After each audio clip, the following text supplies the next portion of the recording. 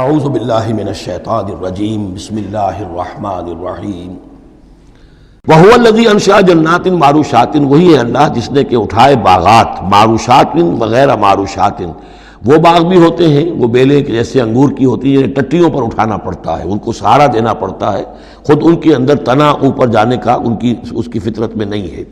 غیر معروشات یہ عام درخت ہیں، وہ خود کھڑے ہوتے ہیں، اپنی یعنی ریڑھ کی ہڈی ان کی اپنی مضبوط ہے، وہ کھڑے ہیں، انار کا درخت ہے، آم کا درخت ہے۔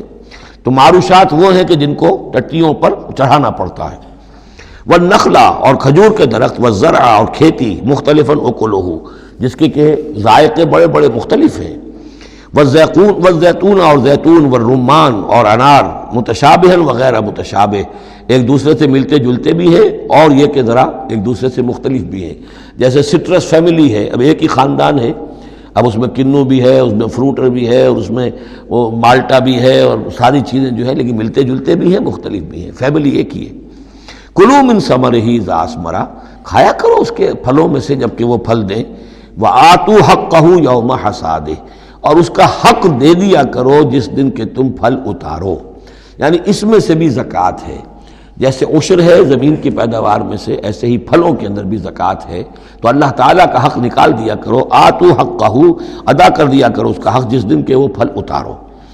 لا تسرفوا، اور اس میں حد سے بیجا خرچ نہ کرو، انہ لا یحب المسرفین، اللہ تعالیٰ کو بیجا خرچ کرنے والے پسند نہیں ہیں۔ ومن الانعام حمولۃ وفرشا، اور چوپایوں میں سے اس نے ایسے بھی بنائے ہیں کہ جن کے اوپر تم بار برداری کا کام لیتے ہو۔ ظاہر بات ہے بار برداری انہی کی ہو سکتی ہے جو ذرا اونچے ہوتے ہیں، اب گھوڑا ہے یا خچر ہے، اونٹ ہے، یہ حمولتاً ہے، یہ ذرا اونچے ہیں اور ان کے اوپر جو ہے آپ ان کی پیٹھوں کے اوپر بوجھ لاد کر لے جاتے ہیں، حمولتاً۔ وفرشا، کچھ ایسے جو بالکل زمین سے لگے ہوئے ہیں، اب ان کے اوپر کیا آپ نے لادنا ہے، بکری پہ کیا لاد دیں گے آپ، اور اسی طریقے سے چھوٹی چھوٹی جو چیزیں ہیں۔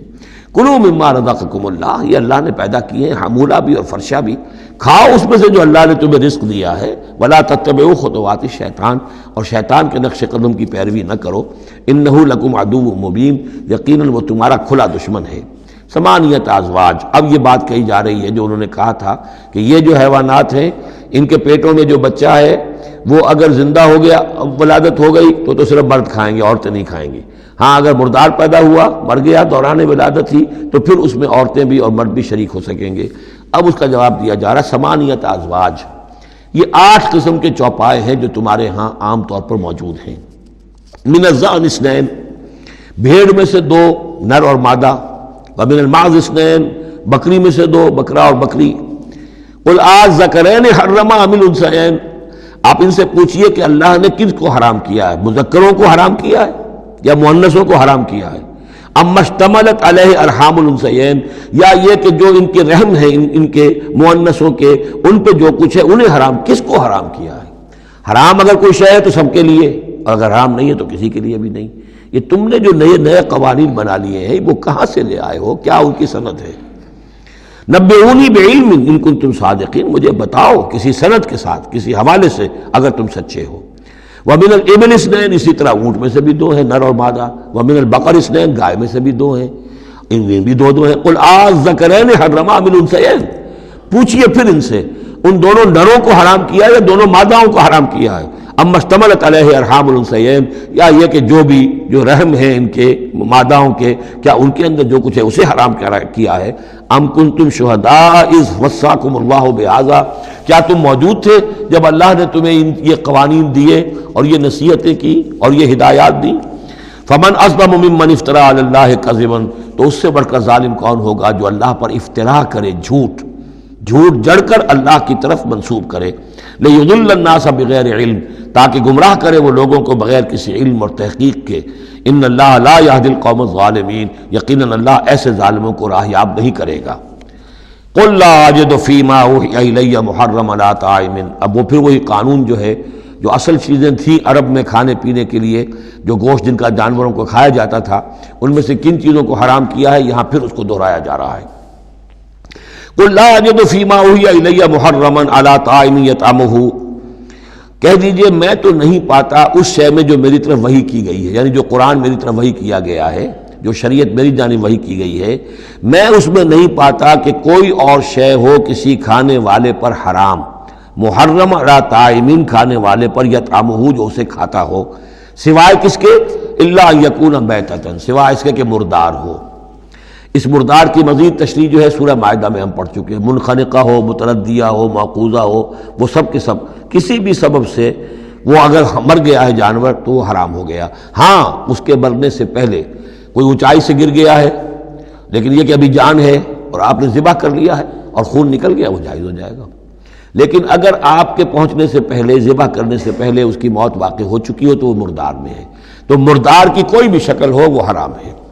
او دمن مسفوحا، یا خون ہو بہتا ہوا، یعنی ایک خون وہ ہے کہ جو چاہے کتنا ہی زور آپ لگا لیں، کتنا ہی رائگر مورٹس ہو جائے، کتنا ہی تشنج ہو، لیکن پھر بھی کچھ نہ کچھ خون تو کہیں نہ کہیں جسم میں رہ ہی جائے گا، وہ حرام نہیں ہے۔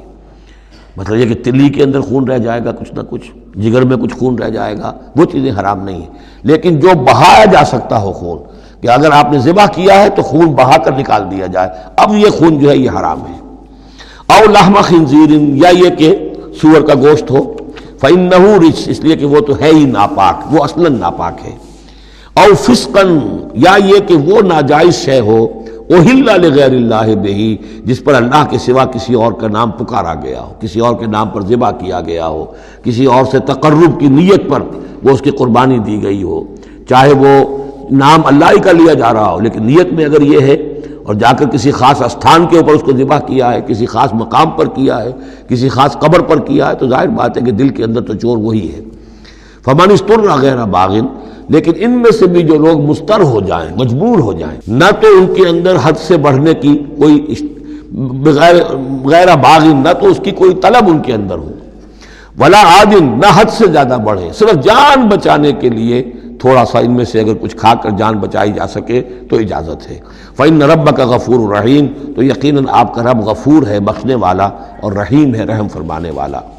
وعلی الذین ہادوا حرمنا کل ذی ظفر، اور ہم نے ان پر جو یہودی ہوئے تھے حرام کر دیا تھا ہر وہ جانور جس کا ایک کھر ہوتا ہے۔ جانور ایک وہ ہے جیسے کہ گائے ہے، ان کے یہ پیر جو ہے وہ پھٹے ہوئے ہوتے ہیں، اور ایک جانور ہوتا ہے جس کا کھر ایک ہی ہے، ایک ہی ناخن، تو کھر والے جانور گھوڑے کا ایک ہی ہے، تو یہ چیزیں جو ہے وہ ان کے اوپر حرام کر دی گئی تھی۔ بعض چیزیں تھیں کہ جو اصلاً حلال تھیں، لیکن یہ کہ یہودیوں پر ان کی جو وہ شرارتیں تھیں ان کی وجہ سے، جیسا کہ ہم پڑھ آئے ہیں، بہت سی چیزیں ان پر حرام کر دی گئی تھیں۔ وعلی الذین ہادوا حرمنا کل ذی ظفر، اور ہم نے یہودیوں کے اوپر تو حرام کر دی تھی ہر ایک ناخن والے جانور کو۔ ومن البقر والغنم حرمنا علیہم شحومہما، اسی طریقے سے گائے اور بکری وغیرہ میں سے بھی ہم نے اس پر ان کی چربی جو ہے وہ حرام کر دی تھی۔